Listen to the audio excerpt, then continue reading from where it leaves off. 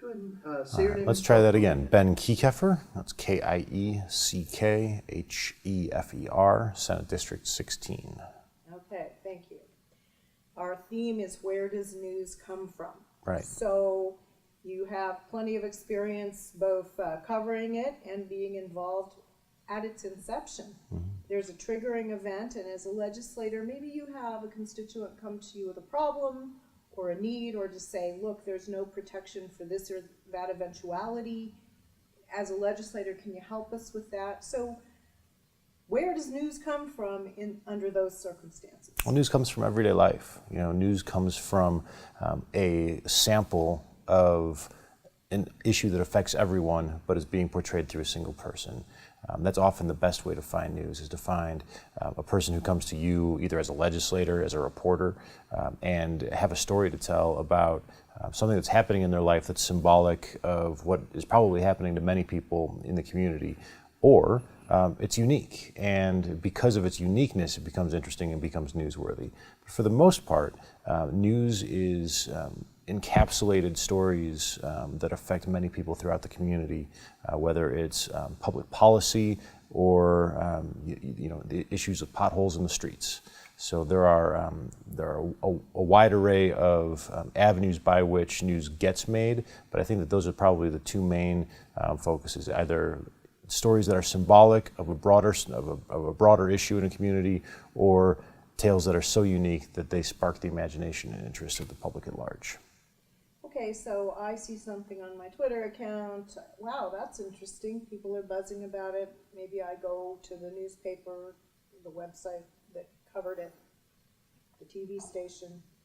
But by the time I'm reading it after the fact or seeing it after the fact, I wasn't there. And in your case, in the case of a law that gets made, it's been a long process. So I've missed the entire process. Can I go backwards and find out why this became news? Oftentimes you can. Through the legislative process, the use of the internet to broadcast our public hearings, the creation of the legislative record is an important part of what we do when we create laws. So we make sure that whatever we do is documented, so that there is a reference point for people to go back and find out why things happened and what the intent of the legislature was when it was passing a law. It's important for instances where laws are challenged in court and they need to be evaluated based on their intent. But it's also important for historical purposes to ensure that the public does have access to the information necessary to understand why things happen. And in the case of legislative records, let's get very specific. What are they called? If I didn't watch it online as it happened, what do I look for? How do I find it? There are a variety of things. Through the legislative website, we provide an entire array of information to the public that can be used to recreate the legislative record. The first and the most long-standing version of this are minutes of meetings. Minutes are summaries or verbatim transcripts, when they're available, of the meeting themselves. It documents what people said, who was saying it, and actions that were taken within those meetings themselves. So it's a very important part of the public record. It's a long-standing use of public documents to capture that intent. Second, on our legislative website, this session, we started broadcasting live every public meeting. It was the first time we did this, that every meeting would be available online, and you would also be able to go back and watch previous meetings that weren't immediately available. So that ability to look backward and evaluate not just what was said, but sort of how it was said, and you get a little bit more of that inflection that doesn't always come through in summaries and meeting minutes, is important. Also online are supporting documents that are used while we make decisions as legislators. So if people provide written testimony to the legislature, that's available on the legislative website in that meeting's history. Also supporting documents, whether charts, graphs, data, news articles that are distributed, although they're not supposed to be, due to copyright. So anything that gets fed to the legislature that we're supposed to use to help formulate our decision is available through the state legislature's website for use by anyone to help understand why a decision was made and why it was an important issue. So these words testimony, written testimony, and supporting documentation, those are, in simple terms, somebody making their case? Right. People come to the legislature and argue their point. They want something done, and there's a reason that they want it done. So they will come in, they will sit in front of the committee, which is a panel of legislators that are gathered to address a specific topic like education or tax policy or something like that. And a person will come to the table and say why it's important to pass this bill and make this change. They'll provide oral testimony. I mean, they'll speak it directly into the microphone to us. They'll provide a written testimony. They'll provide supplemental information. They'll provide charts, like I said, data, or their story. And that story is important because it sort of illuminates the need for this solution to what that person identifies as a problem. Now, oftentimes people come in on the other side and say that this is not necessary or this is a bad idea. And they'll provide their own testimony, their own data, their own information. And then it's the job of the legislature to weigh those two arguments and decide whose case really carries the day and whether or not we need to pass this bill or whether there's a better solution to the problem. And so we can get also some idea of how our legislators think because you guys ask questions, right? We do. It's a give and take process. You know, generally when someone comes in to testify before the legislature, they'll make their argument, and then it opens up for questions. And any legislator sitting on the committee will have the opportunity to question that witness and ask them questions that hopefully will flesh out their point if something's not clear, or explore ideas that weren't necessarily covered within that testimony originally. So it's a give and take process. It's collaborative in its best form, and I think it's an excellent way to make public policy. Sounds a little daunting, though. If I want to go look for all that stuff, are there people to help me? There are. The Legislative Counsel Bureau, which is the staff that works for the legislature, legislative employees work year-round and are available to work with constituents to help them find this information if they need it. So for anyone who lives in my district, anyone who lives in the state, frankly, anywhere around the world, people could call the Legislative Counsel Bureau through the phone numbers posted on their website and get help sort of filtering through this information. So what other sources of original information exist outside of the Nevada legislature if I'm interested in things that affect my school or my life, my business, my parents? Where am I going to go other than the state legislative archives to look for information? More and more newspapers and news organizations are putting source material online. And it's sort of a new advent of news. You know, formerly reporters would gather all of the information and then evaluate it and write a story, and it would just be in the newspaper or be on the evening news. With how much people are turning to the internet to access their news, reporters are putting more and more source material online, court documents available on the website, video of interviews that they conduct.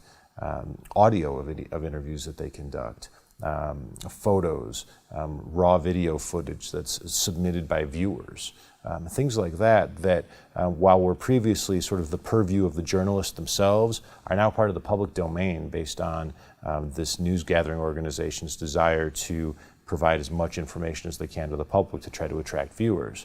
So as a new source of primary source material, news websites have become a very powerful medium. And so that should help me because I don't just have to believe what I read anymore. And nor should you, right? You should, nor should you just believe what you read. You should always think critically and ask questions. It was my job when I was a journalist. It's now my job as a legislator. In some ways, those things are very similar.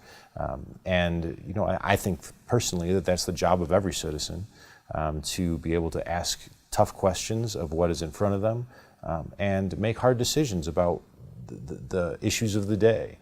Those are the issues that are going to inform how you vote, where you send your kids to school. A lot of those really important things in life that we as citizens must evaluate and decide upon are those same issues that you have to think critically about. Otherwise, you can be easily played. Okay. Sounds expensive, and you kind of addressed the reason we do it, historical reasons. So can we just talk about that a little bit more? What do you mean by historical? When you say we're going to do this because I think what you're saying is it creates history that someday someone will look back and see how we got to where they are in the future. It does. We as Americans are very proud of our history, right? We like to look back. I'm currently reading David McCullough's biography on John Adams. It talks a lot about the machinations of the Continental Congress, and while those hearings were actually held in secret, we have moved into a public arena where we like to debate our topics in public, so that so citizens can come in and listen and participate and understand what their government is doing. Obviously, a very different time now, but in our representative republic form of government, it's critical that people have access to the information. And as we look back in our history, we want to be able to understand why decisions were made the way they were. And so creating this public record, which is what we call it, helps any citizen 30, 40, 50, 100 years from now look back to today and say, okay, that's why they did it. Maybe it made sense, maybe it didn't. But we know these were the issues they were struggling with. This was their attempted solution, whether it worked or didn't work, and we can use that as a basis to formulate decisions as we move forward. And that's why we're where we are today. It is. It is. It's important to have a sense of where we came from as a country, right? As a government, as a city, a state, and because of that historic record, we're able to understand how we've gotten to where we are. And it helps us create a path forward by being able to evaluate our successes and our failures and know what has worked and what hasn't. And the breadth of information that we can gather as we understand those decisions that were made by people who came before us really help us make the best decision we can as we go towards the future.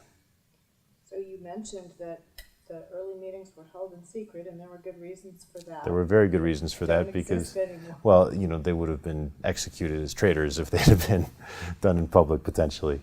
We don't do that to our legislators anymore, No. To our leaders. But we do have something called an open meeting law, and if you would just briefly capsulize what the open meeting law is. Sure. It's in Nevada, it's in other states. It is. We have a law in Nevada, as many other states do, to ensure that the public does have access to their government. We are a representative form of government. The voters of my district elected me to represent them in our government and make decisions based on my best judgment. But that doesn't take away their ability to access their government, and nor should it. Their government should function in public, and the checks and balances of this form of government is the voters' access to information to decide whether or not their elected representative is doing the best thing for them. And the law in our state, the open meeting law, states that local governments must function in a public format in order to ensure that there is that protection. At the legislative level, because of the time constraints of the Constitution on how often we meet as a legislative body, we do not follow the open meeting law based on the same rules that that local governments like city councils and county commissions do. We do our very best to conduct work in public as much as possible. All of our meetings are held in public. When there's a formal committee meeting, all votes made on the floor are public, and all of the documents that are submitted to us in our committees are also public. But due to the timing of the legislative process, we don't always follow the same requirements that a committee has to be publicly noticed a certain number of days in advance and things like that, because the legislature is limited to a 120-day maximum meeting time period every other year. So when we get down to the end of the legislative session and we need to pass something, we may not have the time in order to get that done if we were to follow those same restrictions. Okay, and finally, we do have, though, another way to get information, which is a records request, public records request. Correct. So talk about that process. How do you do that if you can't find something but you know it exists and you want to get it? Right. Public record laws are important for the same reason that that open meeting laws are important. It provides open access to the people of the government that they have elected to represent them. And so records are, there are definitions of what a record is in statute.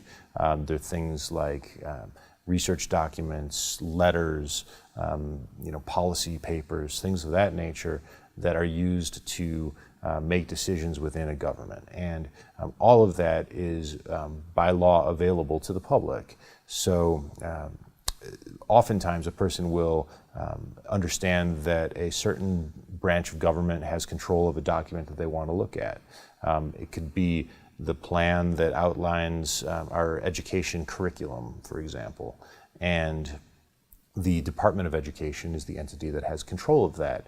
And you can write, as a citizen, any citizen can write a letter citing the law that provides access to public records to the person who controls that record, request access to it, and there are strict timelines in which that records request needs to be fulfilled, and generally people are able to access records this way. Okay, one final question, I promise. As I watch you work in Carson City, something strikes me. This openness and proposed legislation that contains references to openness is often advocated by press association, people who need access to these records and documents, and to negotiations that might take place behind closed doors in order to do their jobs. On the other hand, you have privacy advocates now, something that has really come about over the last few years as privacy has become more and more of an issue. So in public life now, there's kind of this tension between privacy and openness. Can you just talk about that for a minute? Well, there's always a balancing act between the public's right to information and how much information can be available based on someone's personal privacy. For example, government employees, their salary available as information publicly, but their social security number is not, right? And there are good reasons for that. That's not something that we would generally deem a public document because it's personally sensitive information. People's health records are not public information, even though the government does have them sometimes because of government healthcare programs.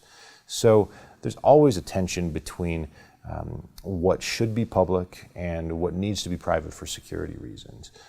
But personally identifiable information, aside from a person's name and basic information about that person, is generally reserved back under law as private, because there is also a need to protect that person by the government. The government shouldn't be there to release their information to identity thieves and people who can use it for bad purposes. So it's always a balancing act, but generally